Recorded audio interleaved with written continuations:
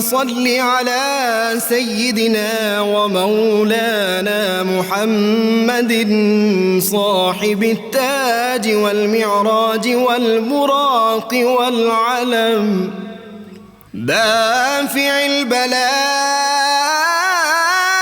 والوباء والقحط والمرض والألم اسمه مكتوب مرفوع مشفوع منقوش في اللوح والقلم سيد العرب والعجم جسمه مقدس معطر مطهر منور في البيت والحرم شمس الضحى بدر الدجى صدر العلا نور الهدى كهف الورى مصباح الظلم جميل الشيم شفيع الأمم صاحب الجود والكرم والله عاصمه وجبريل خادمه والبراك مركبه والمعراج سفره وفوق سدرة المنتهى مقامه وقاب قوسين مطلوبه والمطلوب مقصوده والمقصود موجود سيد المرسلين خاتم النبيين شفيع المذنبين أنيس الغريبين رحمة للعالمين راحة العاشقين مراد المشتاقين شمس العارفين سراج السالخين مصباح المقربين محب الفقراء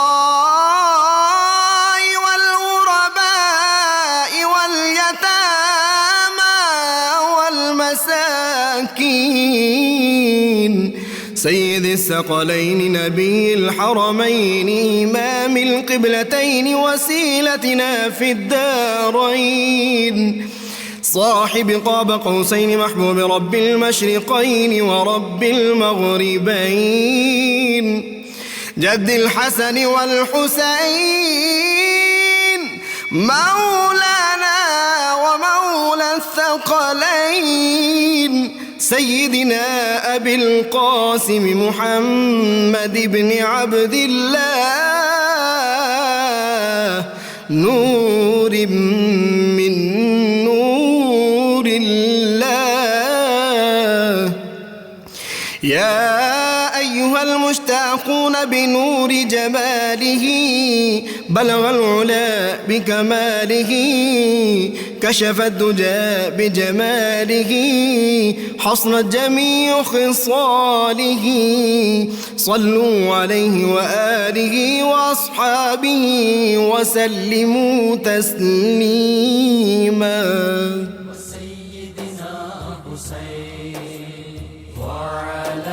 بسم اللہ الرحمن الرحیم۔ السلام علیکم ناظرین، پروگرام صبح نور کے ساتھ آپ کا میزبان نذیر احمد غازی حاضر ہے۔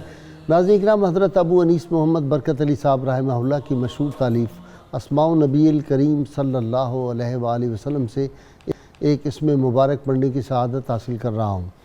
سیدنا معترفون صلی اللہ علیہ وآلہ وسلم، ہمارے سردار اعتراف فرمانے والے، درود و سلام بھیجے اللہ آپ صلی اللہ علیہ وسلم، آپ کی آل پاک اور آپ کے صحابہ کرام پر۔ حضرت عبداللہ بن عباس رضی اللہ عنہ بیان فرماتے ہیں کہ جب حضور نبی کریم صلی اللہ علیہ وآلہ وسلم حجۃ الوداع کے موقع پر دعائیں فرما رہے تھے تو ان دعاؤں میں یہ دعا بھی شامل تھی۔ آپ صلی اللہ علیہ وآلہ وسلم نے اللہ تعالیٰ سے عرض کیا، یا اللہ، تو میرے کلام کو سنتا ہے، میری حالت سے بخوبی واقف ہے، میرے ظاہر و باطن کو جانتا ہے، میرے تمام معاملات تجھ سے پوشیدہ نہیں ہیں۔ یا اللہ، میں عاجزی اختیار کرتا ہوں، تیرے حضور فریاد کرنے والا اور تیری پناہ کا طلبگار ہوں۔ اور فرمایا، یا اللہ، میں تیری بارگاہ میں شکر گزاری کے ساتھ مسکینوں جیسا سوال کرتا ہوں اور ہر قسم کے غرور و تکبر سے محفوظ رہنے کی التجا کرتا ہوں۔ ناظرین کرام، آج کا موضوع انتہائی دلچسپی کا حامل بھی ہے اور معلومات افزا بھی ہوگا۔ آج کا ہمارا موضوع ہے حضور نبی کریم صلی اللہ علیہ وسلم کی جنات کو نصیحتیں۔ جنات کا وجود ناظرین کرام قرآن حکیم سے ثابت ہے۔ اللہ کریم نے ارشاد فرمایا وما خلقت الجن والانس الا لیعبدونی، کہ ہم نے پیدا نہیں کیا جنوں اور انسانوں کو، میں نے پیدا نہیں کیا جنوں اور انسانوں کو مگر اپنی عبادت کے لیے۔ تو یہ جن اور انسان، ان کی تخلیق کا مقصد تو یہ ہے کہ بارگاہ رب العزت میں سر بسجود ہوں، اللہ کی بندگی اختیار کریں، اللہ کی عبادت کریں۔ میں نے جو پڑھا ہے تاریخ میں، دنیا کے تمام مذاہب اور دنیا کے تمام لوگ جو کسی بھی خطے کے ہوں، جنات کے وجود کو کسی نہ کسی طرح سب لوگ مانتے رہے ہیں۔ فرق امت محمدیہ علی صاحب صلاۃ اور پہلی امتوں کا یہ ہے کہ پہلے جو یہ جنات تھے، یہ آسمانوں پہ چلے جاتے تھے، وہاں سے ملائکہ کی باتیں بھی سنتے تھے، وہ خبریں لاتے تھے، لا کے یہ جو نجوم والے ہوتے ہیں، ستاروں کے علم والے، ان کو کچھ باتیں بتاتے تھے کاہنوں کو، اور وہ ان کا آگے کام اور دکانداری چلتی تھی۔ لیکن سید عالمین صلی اللہ علیہ وسلم کا جب ورود مسعود ہو گیا، آپ صلی اللہ علیہ وسلم کے اظہار نبوت کے بعد پھر ان کا جانا آسمانوں پہ بند کر دیا گیا، ان کو خبریں نہیں ملتی تھی، اور پھر یہ آپس میں بعض جو ان میں سے شیاطین تھے وہ چیختے بھی رہے کہ اب ہماری خبریں، آسمان کی طرف ہم جاتے ہیں تو وہاں سے ہمیں جو ہے وہ گرز پڑتے ہیں اور ہمیں وہاں جانے کی اجازت نہیں ہے۔ ناظرین کرام، ابلیس آپ کو پتہ ہے جنات میں سے تھا، اور ہمیں قرآن حکیم سے اور کئی جگہوں پہ ثبوت ملتا ہے جنات کے ہونے کا، کہ سیدنا سلیمان علیہ السلام کی بارگاہ میں بھی وہ ایک جن جو تھا وہ کھڑا ہو گیا اور اس نے کہا جی میں تخت بلقیس جو ہے آپ کی خدمت میں شام ہونے سے پہلے پہلے لا سکتا ہوں۔ تو اس طرح کے بے شمار واقعات احادیث مبارکہ سے ہمیں پتہ چلتا ہے کہ سید عالمین صلی اللہ علیہ وسلم کے دست اقدس پر بے شمار جنات نے، لا تعداد جنات نے اسلام قبول کیا۔ تو ان میں سے جنات میں سے مسلمان بھی ہوتے ہیں، کافر بھی ہوتے ہیں، اور نبی کریم صلی اللہ علیہ وسلم سے آ کے یہ درس بھی لیتے تھے، آپ صلی اللہ علیہ وسلم سے قرآن حکیم کی تعلیم بھی لیتے تھے۔ ایک بڑی مشہور حدیث ہے کہ صحابہ کرام بیٹھے ہوئے تھے، تو صحابہ نے دیکھا کہ ایک اژدہا بہت بڑا آیا ہے، اور اس نے آ کے نبی کریم صلی اللہ علیہ وسلم کے جو تھے گوشت مبارک، ان کے پاس آ کے اس نے اپنا منہ رکھ دیا۔ تو آپ صلی اللہ علیہ وسلم نے اس کے کان میں کچھ کہا، صحابہ بہت ڈرے ہوئے تھے ان کی شکل دیکھ کے۔ اس کے بعد وہ پرواز کر گیا، واپس چلا گیا۔ تو صحابہ نے کہا یا رسول اللہ ہم تو بہت ڈر گئے تھے، یہ اژدہا کون تھا؟ آپ نے فرمایا یہ ایک جن تھا، اور ان کے خاندان کو قرآن حکیم کے کچھ حصے بھول گئے تھے، تو یہ مجھ سے وہ سیکھنے آیا تھا، تو میں نے اس کو وہ قرآن حکیم کی آیات۔ اسی طرح آپ صلی اللہ علیہ وسلم کے درس پاک میں اور سیدنا غوث الاعظم کے درس میں بھی ہم پڑھتے ہیں تاریخ میں کہ جنات جو تھے وہ آ کر شامل ہوا کرتے تھے۔ جنات جو ہیں ان کے بارے میں آج بات دلچسپ معلومات ہمارے اسکالر حضرات دیں گے آپ کو، کہ یہ قرآن حکیم جس گھر میں پڑھا جائے اس میں جو ان میں سے شیاطین جن ہوتے ہیں وہ بھاگ جاتے ہیں، جو نقصان دینے والے غیر مسلم ہوتے ہیں وہ قرآن حکیم کی تعلیمات سے بھاگ جاتے ہیں، اور جو مسلمان ہوتے ہیں وہ اس پہ بڑے خوش ہوتے ہیں اور فائدے بھی پہنچاتے ہیں۔ ان کا انسانوں سے انٹریکشن کیسے ہوتا ہے، اور آپ کو میں ایک خوشخبری بھی سنا دوں کہ سید عالمین صلی اللہ علیہ وسلم کے دست حق پرست پہ یہ جو تھا اپنا آپ کی خدمت اقدس میں آیا تھا، ابلیس کا پڑپوتا جو تھا وہ مسلمان ہو گیا تھا، اور اس نے آپ صلی اللہ علیہ وسلم کو آ کے بتایا کہ میں نے حضرت آدم کے جو ایک بیٹے نے دوسرے کو شہید کر دیا تھا، میں اس وقت بھی تھا اور جناب نوح علیہ السلام کی خدمت میں آتا رہا، دیگر انبیاء کرام کی اور جناب عیسیٰ کی خدمت میں حاضر ہوتا رہا۔ اس نے کہا کہ یا رسول اللہ صلی اللہ علیہ وسلم، حضرت عیسیٰ نے اور دیگر انبیاء نے میری ڈیوٹی لگائی تھی کہ میں آپ صلی اللہ علیہ وسلم کی بارگاہ میں آؤں اور آپ کو آ کے سلام پیش کروں۔ تو بعض صحابہ نے کہا کہ ہم نے تو اس کو دیکھا، بعد میں ایک اللہ کے کامل ولی فرماتے ہیں کہ اب پتہ نہیں ہے کہ وہ زندہ ہے کہ نہیں ہے۔ میں نے کہا کوئی نہیں، آج ہمارے پروگرام میں آپ کو پتہ ہی ہے پکے ٹھکے صوفی، آج مجھے بڑی راحت ہو رہی ہے، آپ کو معلوم ہے کہ پچھلے کچھ ماہ وہ علیل رہے، پھر ایک پروگرام میں آئے تھے چند روز پہلے، آج وہ پھر تشریف لائے ہیں۔ اللہ تعالیٰ نے میرے ناظرین سامعین کی دعائیں قبول فرمائیں۔ ان کا دم غنیمت ہے، یہ ہمارے اسلاف کی یادگار یہ آدمی ہے، میں نے ان کے صبح و مساء دیکھے، اللہ ان کو سلامت رکھے میری مراد۔ علامہ منیر احمد یوسفی، آپ سب ان سے واقف ہیں۔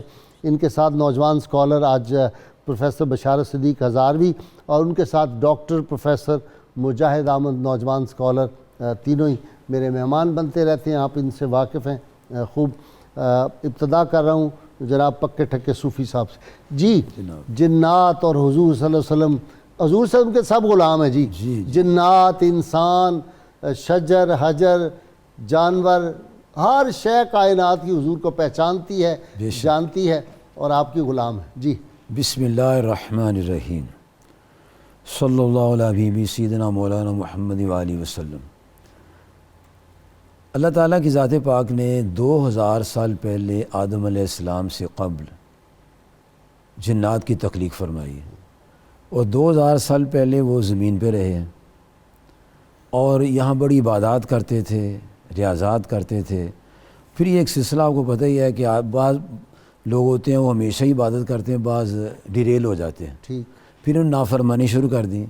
اور عمدۃ القاری شرح بخاری میں علامہ بودری رحمۃ اللہ علیہ لکھتے ہیں 8ویں جلد صفحہ 183 میں کہ ایک فرشتہ تھا یوسف، اس کو انہوں نے قتل کر دیا۔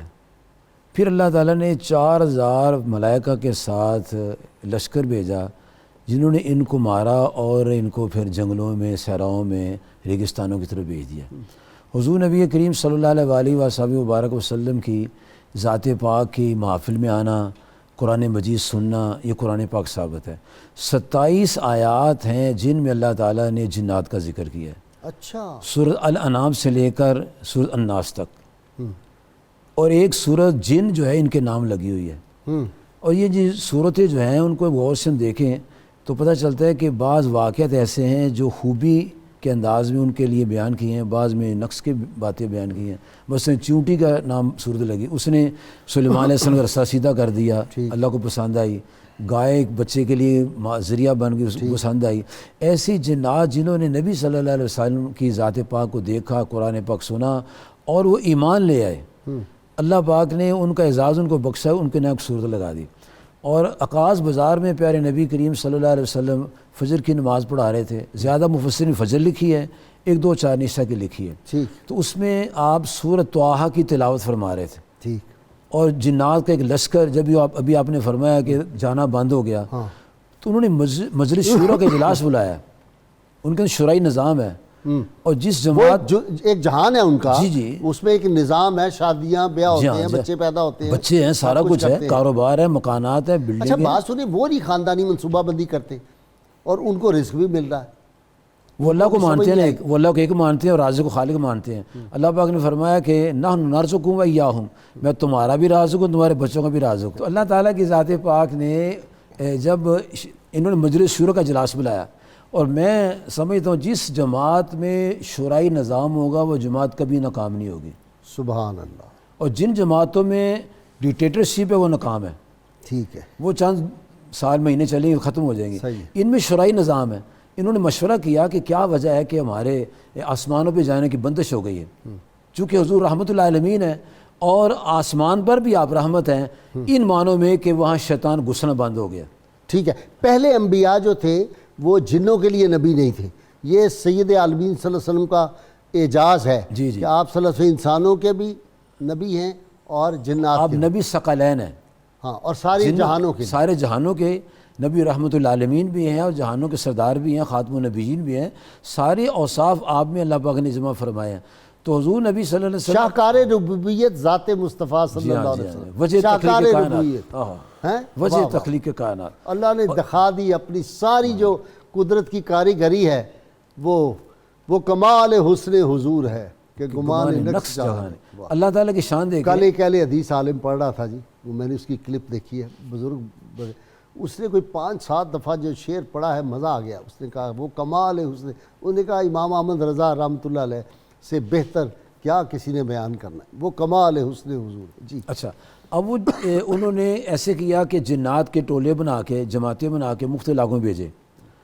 تو عکاظ بازار میں ایک جماعت آ گئی جس میں سلیت، حاصر، ناصر، ارکم، اس طرح کے نام ہیں جنات کے، 9 جنات تھے، وہ وہاں آئے۔ انہوں نے دیکھا کہ یستمع القرآن، آواز آئی قرآن پاک، سورۃ طٰہٰ کی تلاوت سرکار فرما رہے تھے، اس میں موسیٰ علیہ السلام کا ذکر پاک ہے. وہ شاید موسیٰ علیہ السلام کے دور کے ماننے والے تھے، ان کے پیروکار تھے، وہ سارے اتر گئے. اور انہوں نے پہلا جو کام کیا، فقالوا انصتوا، کیپ سائلنٹ. کیوں؟ قرآن پاک کی تلاوت ہو رہی ہے. معلوم ہوتا ہے تورات میں بھی تلاوت کے وقت لوگ خاموش رہتے تھے، اور جو تلاوت قرآن پاک کے وہ خاموش رہتے ہیں اللہ تعالیٰ کو راہ ہدایت عطا فرماتا ہے. اور جب قرآن پاک سنا تو سارے کے سارے مسلمان ہو گئے، اور جب مسلمان ہو گئے پھر وہ اپنی قوم کی تولوا الی قوم منذرین، مبلغ کی صورت میں گئے اور کہیں یا قومنا سمعنا قرآن عجابا، ہم نے ایک عجیب قرآن سنا ہے. وہ کہنے لگے تمہیں تو کسی اور کام کے لیے بھیجا تھا، تم یہ کیا کر رہے ہو؟ کہا نہیں، وہ قرآن پاک ایسی کتاب ہے جو موسیٰ علیہ السلام کے بعد نازل ہوئی ہے، اور وہ کتاب سننے والی ہے. آؤ اجیبوا داعی اللہ، آؤ اللہ کے داعی کی اطاعت کرو، وآمنوا بہ، ان پر ایمان لے آؤ، اللہ تعالیٰ تمہیں بخشش عطا فرمائے گا، دوزخ کی آگ سے نجات عطا فرمائے گا. اس طرح بھی آ جائیں، یہ مختلف شکلیں بدل لیتے ہیں. جی بالکل. جی بسم اللہ الرحمن الرحیم. غازی صاحب، حضور صلی اللہ علیہ وسلم نے اپنی جو امتیازی خصوصیات بیان کی دیگر انبیاء کرام کے ساتھ، کہ مجھے یہ 6 خصوصیات اور فضائل عطا کیے گئے جو پہلے انبیاء کرام میں نہیں تھے. ان کے اندر آپ نے یہ بات بھی ارشاد فرمائی، ارسلت الی الخلق کافہ، کہ مجھے تمام مخلوقات کی طرف رسول بنا کر بھیجا گیا. حضرت عبداللہ ابن عباس رضی اللہ تعالیٰ عنہ فرماتے ہیں کہ بنیادی طور پر مخلوق کی 4 قسمیں ہیں.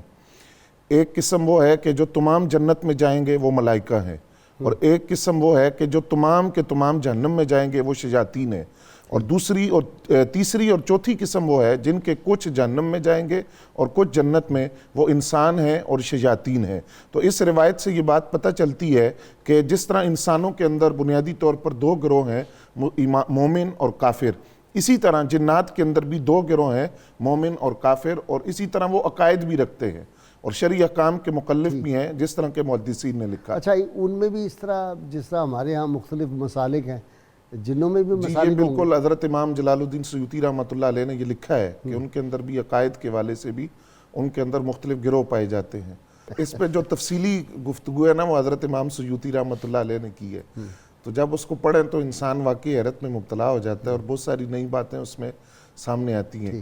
حضور نبی کریم صلی اللہ علیہ وسلم کے پاس جو جنات کا وفد آیا تھا، جس کا ذکر قرآن مجید کی سورہ کاف میں بھی ہے اور دیگر صورتوں کے اندر بھی، تو ان کو آپ نے تبلیغ فرمائی. حضرت عبداللہ ابن مسعود رضی اللہ تعالیٰ عنہ آپ کے ہمراہ تھے، اور دائرہ کھینچ کر اس میں آپ کو بٹھایا گیا کہ آپ یہاں بیٹھیں، اور پوری رات حضور صلی اللہ علیہ وسلم ان کے ساتھ گفتگو کرتے رہے.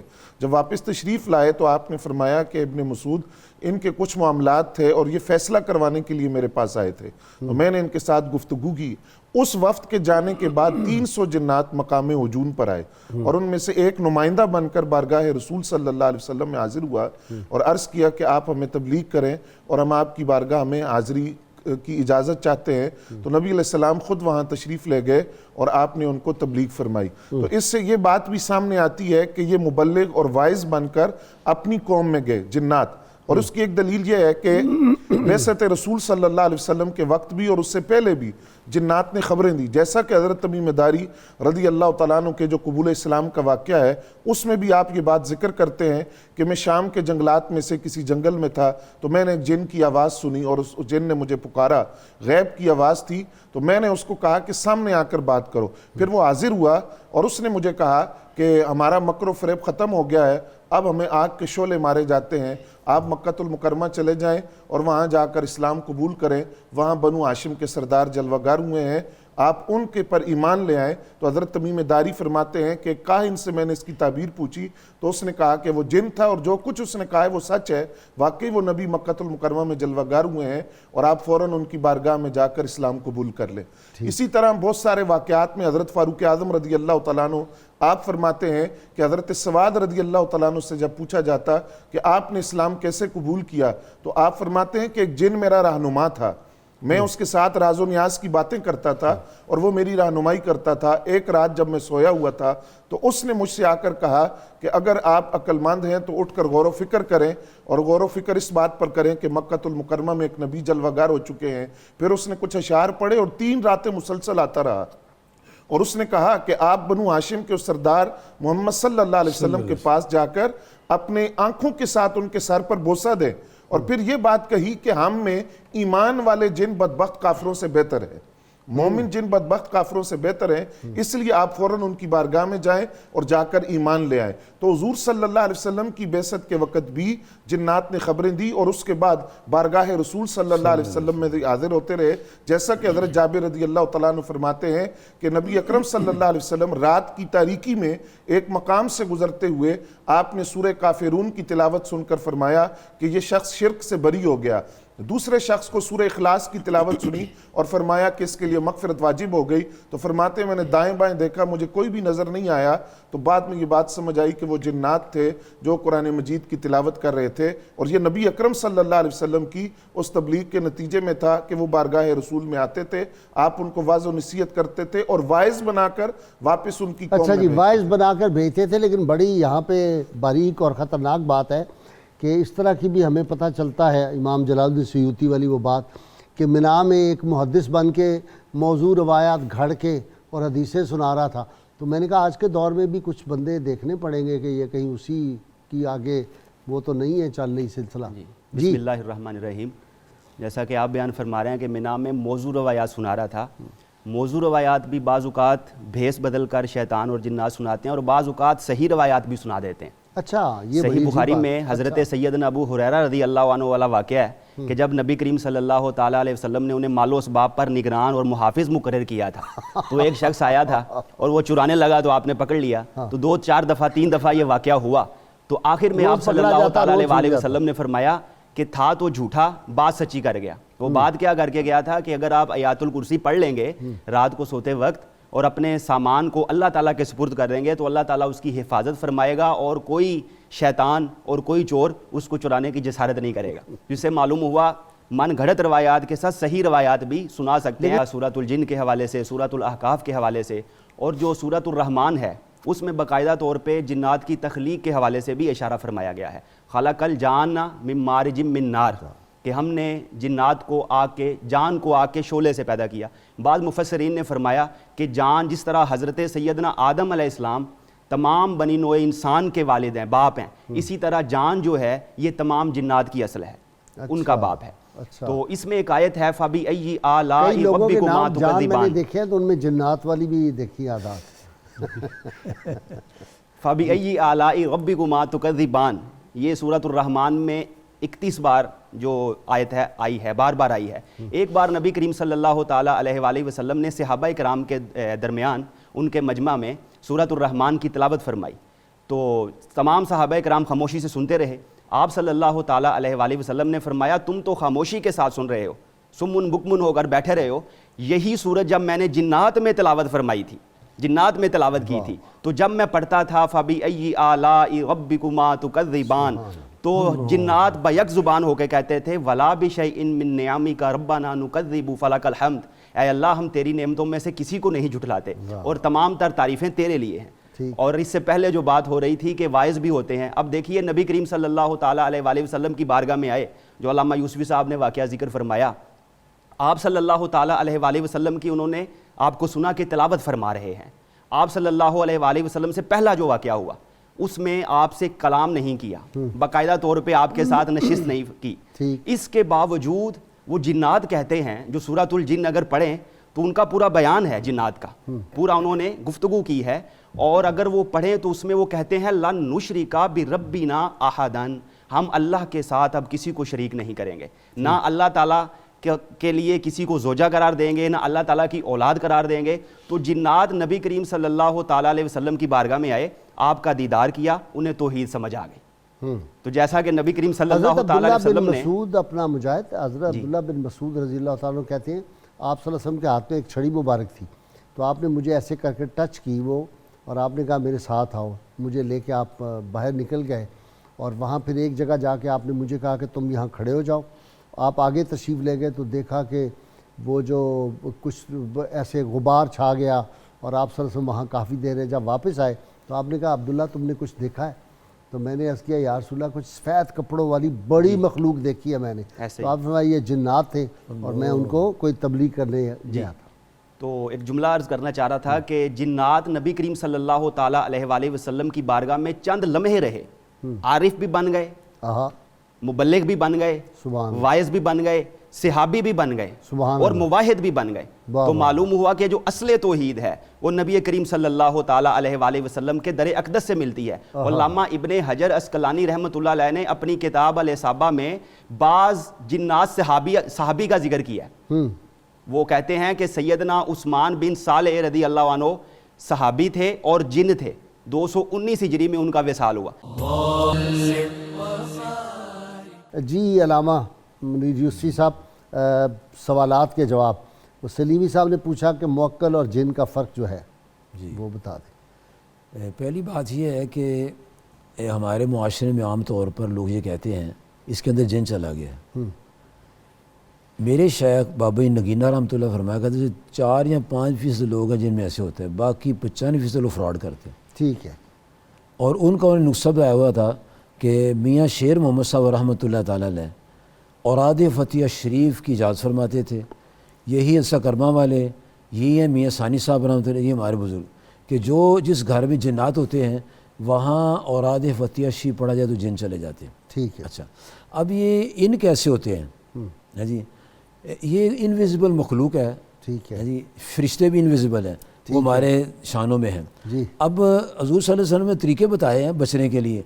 फरमाया जब तुम ज़ौजा के पास जाओ तो बिस्मिल्लाहिर्रहमानिर्रहीम पढ़ो, अल्लाह से पनाह मांगो ताकि शैतान शरीक ना हो जाए। ठीक। जब इसकी परवाह नहीं करते तो फिर शैतान भी उस काम में शरीक हो जाता है, जो नुकसान होता है। और जब इंसान पैदा होता है उसके साथ एक जिन होता है, एक फरिश्ता भी होता है। और जब वो बड़ा होता है फरिश्ता जो है अच्छी बातें सिखाता है और शैतान बुरी बातें सिखाता है। और जिन पर अल्लाह का ख़ास कर्म होता है वो अच्छी बात पे चलते हैं और दूसरे बुरी बात पर चलते हैं। हजूर सल्लल्लाहु अलैहि वसल्लम ने बाकायदा तौर पर इनके नाम बताए हैं। तिरमिज़ी शरीफ में हदीस नंबर 421 आती है, एक जिन है वालाहान, वो वज़ू करते वसवसे डालता है। अच्छा। हाँ जी, और इंसान कहता है तू हाथ धोए नहीं, तूने कुली की नहीं, बसा तूने किया, फिर उसको लगा लेता है और फिर कई मरतबा वज़ू करवाता है और इसी चक्कर में उसको नमाज़ें छुड़ा देता है और उसका सिलसिला ख़त्म कर देता है। दूसरा, और इस तरह के ज़हनी मरीज़ बाकायदा ये बीमारी है नफ्सियाती बीमारियों में से ये जो आप बयान ये उनका उस्ताद है वालाहान। ये जामे तिरमिज़ी में 84 किस्म जैसे मिशकात 400 हदीस आती है। अच्छा। और मुस्लिम शरीफ में हदीस आती है 5739, उसमें नबी सल्लल्लाहु अलैहि वसल्लम ने फरमाया कि एक जिन है खिंजिब। अच्छा। हाँ जी, वो खिंजिब जो है जब आदमी नमाज पढ़ता है तो उसको कहता है 3 हुई हैं 4 हुई हैं, 3 हुई हैं 4 हुई, इसी चक्कर में उसकी नमाज ख़राब कर देता है। आज सुबह उसने मेरे साथ वारदात की है। अच्छा खैर। तो ये जिन्नात जो हैं ये इंसान के इन हो जाते हैं। और जब जिन्नात इन होते हैं जो 5% लोग ऐसे होते हैं, और ख़वातीन में भी 5% होते हैं, ज़्यादा नहीं होते, उनको हिस्टीरिया की तकलीफ़ होती है और बीमारी होती है। गौसे आज़म रज़ी अल्लाह के दौर में एक फ़ातिमा नामी लड़की तो उसको जिन उठा के ले गए थे। फिर आपने उसके वालिद कहा कि तुम एक टीले पर जाके ऐसे सार लगा के ना तो तुम विरद करो, फिर सारे जिन्नात आ जाएं। फिर उनका बादशाह आएगा, उस बादशाह से कहना तुम्हारा कोई शरीर जिन मेरी बेटी को उठा के ले गया। फिर उस सारे जिन्नात को बुलाया, मुल्ला अली कारी रहमतुल्लाह अलैह खातिर फातिर में लिखते हैं, वहाँ उससे बुलाया और फिर वो चीन का जिन था जिससे उठाया हुआ था बच्ची को, फिर वो बच्ची वापस उसको फिर आपने कत्ल कर दिया था। है जी अलामा साहब, जिन्नात की बस्तियाँ होती हैं, कौमें होती हैं, इनकी ज़मीन के अंदर बस्तियाँ होती हैं, बड़े बड़े महल होते हैं। है जी, और रेगिस्तान में जंगलात के अंदर इनके रहसगाह होती है। सैयदना उमर फारूक ने तो बताया चौथी ज़मीन और फिर नीचे वाली पहली बड़ी बड़ी ज़मीन। वसी होती है, लेकिन निकलने के रास्ते मुख्तसर होते हैं। अच्छा। मुल्ला अली कारी रहमतुल्लाह मिरकातुल मुफाती में लिखते हैं किताब तहारत के बाब में, हज़रत साद रज़ी अल्लाह ताला ने एक सुराख में पेशाब कर दिया। अच्छा। और हुज़ूर सल्लल्लाहु अलैहि वसल्लम ने फरमाया कि जब तुम बाहर जाओ खुले मैदान में सुराख में पेशाब नहीं करना, हाँ, घास पे भी नहीं करना आपने फरमाया, दरख्त के नीचे पेशाब खाना नहीं करना, वो ये मना है। उससे इस्तेंजा रास्ते नहीं में नहीं करना, करना। हड्डी से और गोबर से नहीं करना, ये उनकी खुराक है। और उन्होंने शिकायत की थी कि इन अपने साहबा से फरमान हड्डी और गोबर से इस्तिंजा ना करा करें, ये हमारी खुराक है। और जब वो हड्डी को लेते हैं या गोबर को लेते हैं उसमें जो दाने होते हैं वैसे दाने असल बन जाते हैं, हड्डी को वो गोश्त चढ़ जाता है जो उनकी खुराक असल में होती है, और वो खाते हैं। और आप सल्लल्लाहु अलैहि वसल्लम ने फरमाया कि इसमें हमें फरमाया इसमें चिकनाई होती है, हड्डी होती है, इसमें सही तहारत नहीं हो सकती, और गोबर में तहारत सही नहीं हो सकती। इस तुमने जिन्नात को भी तसल्ली दे दी, उनको समझा दी, उनका भी कर दिया। तो जनाब साद रज़ी अल्लाह ताला ने उसमें पेशाब कर दिया सुराख में, तो जिन्नात उनको तीर मार के मार दिए, शहीद कर दिए थे। 2 तीर मारे थे। ہاں جی ملا علی قاری صاحب رحمۃ اللہ علیہ، صحابی رسول ہاں جی کہتے ہیں اس نے یہ، پھر وہ خوشی سے جھومتے تھے کہ ہم نے اس بندے کو مارا ہے جو بڑا مقرب بندہ تھا، اس نے ہمارے گھر میں اوپر پیشاب کر دیا۔ اس لیے جب ہم جاتے ہیں بیت الخلاء میں تو ہمیں رسول پاک صلی اللہ علیہ وسلم فرماتے ہیں یہ پڑھا کرو اللہ من اعوذ بک من الخبث والخبائث۔ یہ گندی جگہ بھی زیادہ رہتے ہیں، اچھا گندی جگہ سے احتیاط کرنی چاہیے، وہاں جانا نہیں چاہیے، وہاں بیٹھنا نہیں چاہیے، اور جانے سے پہلے یہ چیزیں پڑھ لینی چاہیے۔ اور جنات کہتے ہیں نا جنات جائیں تو کیا پڑھیں، آیت الکرسی جو ہے جنات کا بہترین علاج ہے، ٹھیک ہے، اور انہوں نے بتایا ہوا ہے۔ باتھ روم میں جانے سے پہلے، انٹر ہونے سے پہلے پڑھتے ہیں، انٹر ہونے سے پہلے بسم اللہ پڑھتے ہیں اور اللہ من اعوذ بک من الخبث والخبائث پڑھتے ہیں۔ اور حدیث ہی میں آتا ہے، جناب علی کرم اللہ تو روایت فرماتے ہیں کہ بسم اللہ الرحمن جب کہ پڑھا جائے گا تو انسان جب اپنا پردہ ہٹاتا ہے تو شیطان کی آنکھوں پر پٹی آ جاتی ہے، وہ انسان کو دیکھ نہیں سکتا۔ ٹھیک ہے۔ اچھا اگلا بتائیں، نیک جنات بھی ہوتے ہیں کہتے ہیں بد بھی، ہمیں کیسے پتہ چلے گا؟ یہ عبادات بھی کرتے ہیں، یہ نیک، ہاں جی باقاعدہ عبادات، اسی لیے تو اللہ پاک نے قرآن پاک روزے فرمایا، رکھتے ہیں ہماری طرح نمازیں پڑھتے ہیں، یہ اسی لیے تو رب کائنات قرآن پاک میں فرمایا کہ وہ اس لیے پیدا کیا میں نے ان کو تاکہ میری عبادت کریں۔ ہماری طرح ہی اسی طرح ہاتھ باندھتے ہوں گے، اس طرح کرتے ہوں گے۔ جو اہل سنت جماعت کے علاقے میں رہتے ہیں ان کی طرف پڑھتے ہیں، جو دوسرے ان کے علاقے پڑھتے ہیں۔ اچھا ہمارے بابے نگینہ سرکار ایک علاقے میں گئے تو بہت بڑا جلسہ تھا، اور جنات 11ویں کو ختم دلوا رہے تھے، اچھا بہت بڑا سنیوں کا علاقہ تھا۔ اچھا تو آپ نے وہ تقریر بھی کی اور ان کی شان بیان کی، اور ایک دفعہ ایک مولوی صاحب جن لے کر آئے ان کے پاس کہ یہ جن آپ کی خدمت کرے گا، فرمایا نہیں، کسی مخلوق کو قید نہیں کرنا چاہیے، یعنی حضور آپ کی مدد کرے گا۔ سب سے بہترین سے سورۃ الفاتحہ شریف ہے۔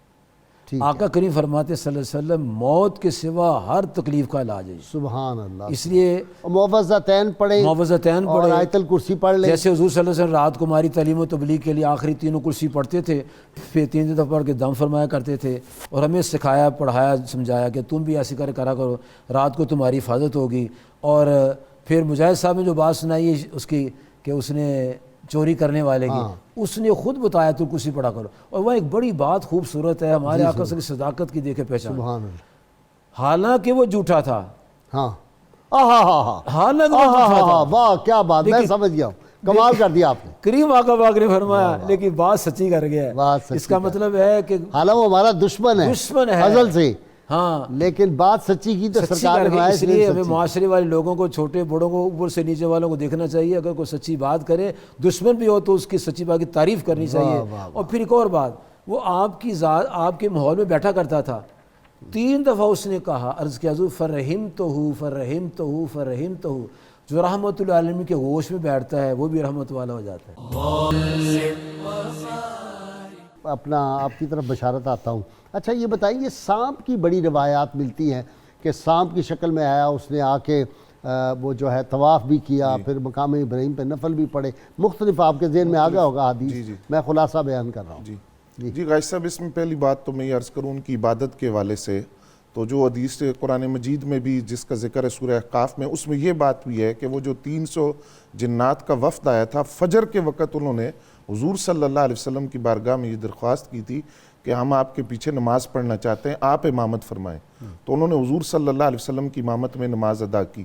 اسی طرح ایک جن جس کا ذکر ڈاکٹر صاحب کر رہے تھے، اس نے صبح فجر کی نماز نبی علیہ السلام کے پیچھے پڑھی، اور سورہ جمعہ کی تلاوت اس نے خود بیان کیا کہ میں نے نبی علیہ السلام سے سنی۔ تو اس سے یہ لگتا ہے کہ نماز کا انداز وہی ہے جو دیگر مومنین کا انداز ہے۔ آپ کو وادی جن بھی ہے وہاں جی بالکل، مدینہ منورہ کے پاس، اور مسجد جن بھی ہے مکہ میں۔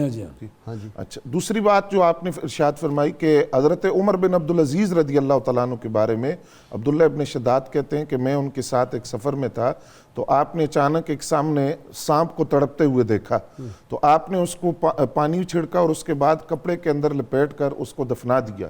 اس کے بعد ایک غیب سے آواز آئی، اے خرقہ، اے خرقہ، تو آپ نے فرمایا کہ اگر تم ظاہر ہو سکتے ہو تو ظاہر ہو کر بات کرو، تم کون ہو؟ تو وہ سامنے آیا اور اس نے کہا کہ ہم آپ کا شکر ادا کرنا چاہتے ہیں کہ یہ جس کی تدفین آپ نے کی ہے یہ ان آخری میں سے ہے جس نے نبی علیہ السلام کا دیدار کیا ہے، اور اس میں آپ نے جب اس کی تدفین کر دی تو ان جنات نے آپ کا شکریہ ادا کیا۔ اس کے بعد انہوں نے یہ بات کہی کہ اس کے بارے میں، یعنی اس جن کے بارے میں نبی علیہ السلام نے فرمایا تھا کہ اس کا انتقال بیابان میں ہوگا، اور اس وقت روح زمین کا بہترین آدمی اس کی تدفین کرے گا۔ تو حضرت عمر بن عبد العزیز نے جب یہ سنا تو آپ نے کہا کہ واقعی تم نے یہ بات خود سنی ہے؟ تو انہوں نے کہا جی ہم نے خود سنی ہے۔ اس بات پر حضرت عمر بن عبد العزیز رضی اللہ تعالیٰ عنہ رونے لگ گئے کہ قول رسول کا مصداق میں ہوں کہ روئے زمین کا بہترین آدمی اس کی تدفین کرے گا۔ پھر وہ روایت جو آپ فرما رہے ہیں حضرت عبداللہ ابن مسعود رضی اللہ تعالیٰ عنہ کی روایت ہے کہ نبی علیہ السلام کے ساتھ کچھ صحابہ کرام تھے، ایک بگولا ظاہر ہوا، پھر اس کے بعد ایک اور بگولا آیا، وہ آپس میں ٹکرائے، اس کے بعد ایک سانپ کو زمین پر دیکھا گیا، اس سانپ کی تدفین کر دی گئی۔ اس کے بعد کچھ خواتین کو سنا گیا کہ آج عمر بن جابر جو ہیں ان کا وصال ہو گیا ہے اور شہادت ہو گئی ہے اور وہ حضور صلی اللہ علیہ وسلم کے صحابی ہیں۔ تو صحابہ کرام نے پوچھا کہ ہم تو ان کو نہیں جانتے، یہ عمر بن جابر کون ہے؟ تو انہوں نے کہا کہ وہی سانپ جس کی تدفین آپ نے کی ہے، یہ صحابی رسول تھے، یہ مومن اور فاسق جنات کی آپس میں لڑائی ہوئی تھی، جو بگولے ظاہر ہوئے اس میں یہ شہید ہو گئے، جن کی تدفین آپ نے کی ہے، اور انہوں نے حضور صلی اللہ علیہ وسلم کے ہاتھ پر بیعت بھی کی تھی، اسلام لائے تھے، جن کی تدفین آپ نے کی۔ اچھا یہ مجاہد یہ مختلف شکلیں بدل سکتے ہیں، یعنی گدھے کی شکل میں، گھوڑے کی شکل میں، جانور کی شکل میں، بلی کی شکل میں میں نے پڑھا ہے، اسی طرح یہ جو ہے سانپ کی شکل میں تو بہت زیادہ پڑا ہے، تو اس لیے سانپ کو مارنے سے پہلے پھر یہ بھی احتیاط کرنی پڑے گی۔ جی ایک روایت اس حوالے سے پڑھی تھی کہ نبی کریم صلی اللہ تعالیٰ علیہ وآلہ وسلم نے فرمایا کہ پہلے اس کو بھگانے کی کوشش کرو 2-3 بار، اگر وہ نہیں بھاگتا تو پھر یعنی اتمام حجت کرنے کے بعد اس کو مار سکتے ہیں موذی جانور۔ تو پھر انسانوں کی شکلوں میں بھی آتے ہیں، تو یہ تو پھر ہمیں بڑا دھیان کرنا پڑے گا۔ ہمیں موعظتین کا سکھایا گیا ہے، آیت الکرسی بتائی گئی ہے، اور اس کے حوالے سے ایک اور واقعہ جو تفسیر مظہری میں سورۃ الجن کی آیت نمبر 6 کے تحت لکھا علامہ قاضی ثناء اللہ پانی پتی علیہ رحمہ نے، وہ کہتے ہیں کہ رافع بن عمیر ایک وادی سے گزر رہے تھے، تو بے آباد جو وادی تھی، صحرا تھا، وہاں سے گزر رہے تھے، تو انہوں نے اس وقت جاہلیت کا یہ دستور تھا کہ جب کسی وادی سے گزریں تو جاہلیت والے کہتے تھے اعوذ بعظیم ھذا الوادی من الجن، جو اس وادی کا سب سے بڑا جن ہے میں اس کی پناہ لیتا ہوں۔ انہوں نے بھی یہی پڑھا، اور جب وہ سو گئے تو ان کو خواب میں انہوں نے دیکھا کہ اونٹنی ان کی کوئی نیزہ مار کر مارنا چاہ رہا ہے ان کی اونٹنی کو۔ 2-3 دفعہ یہ واقعہ ہوا، آنکھ کھلی دیکھا کہ ایک بزرگ وہاں کھڑا ہوا ہے، اس نے نیزے والے کا ہاتھ پکڑا ہوا ہے، اور اتنی دیر میں 2-3 بیل دوڑتے آئے، اس نے کہا اس انسان نے میری پناہ لیا، اس بزرگ نے کہا آپ اونٹنی کی جگہ یہ بیل لے لو۔